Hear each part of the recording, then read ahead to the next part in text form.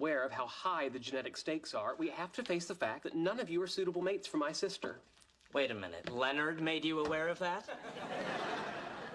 We all make mistakes. Let's move on. Excuse me, but I think you're missing a big opportunity here. How so? Everybody knows genetic diversity produces the strongest offspring. Why not put a little mocha in the family latte? In principle, you have a point. But as a practical matter, need I remind you that it takes experimental pharmaceuticals to simply enable you to speak to the opposite sex? I think you're focusing entirely too much on the drugs.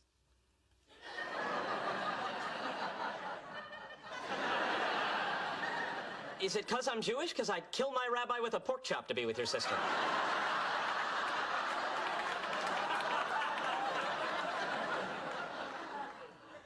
This has nothing to do with religion. This has to do with the fact that you're a tiny, tiny man who still lives with his mother. Sheldon, you are really being unreasonable. Am I?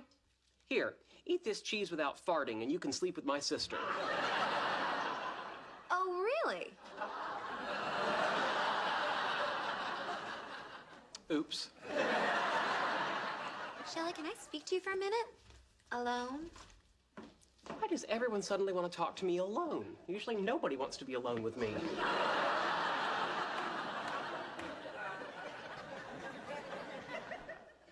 We all make mistakes. Let's move on. Okay. I'm not even gonna ask why you're pimping me out for cheese. But since when do you care at all about who I sleep with? Truthfully, I've never given it any thought, but it has been pointed out to me that you carry DNA of great potential. What on earth are you talking about? Let me explain. You see, I'm a superior genetic mutation, an improvement on the existing mediocre stock. And what do you mean, mediocre stock? That would be you. But residing within you is the potential for another me. Perhaps even taller, smarter, and less prone to freckling. Sheldon 2.0, if you will. Sheldon 2.0? Exactly. Now, I am not saying that I should be the sole decider of who you mate with. If you're not attracted to the suitor, then the likelihood of conception will be reduced. You have got to be kidding me. Not at all. Frequent coitus dramatically increases the odds of fertilization. Okay, Shelley, sit down.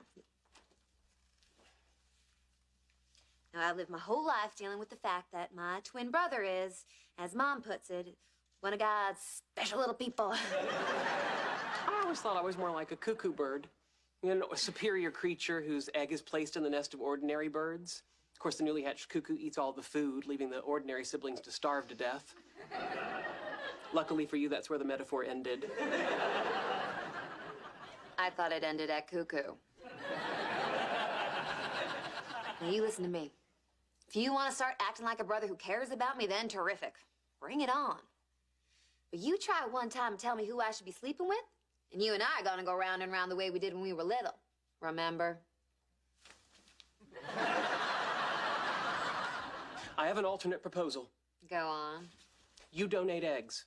We will place them in cryogenic storage. I will find an appropriate sperm donor for your eggs, have them fertilized and implanted in you.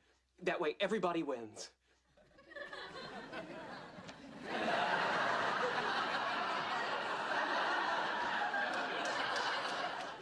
Correction. Missy can date whoever she wants.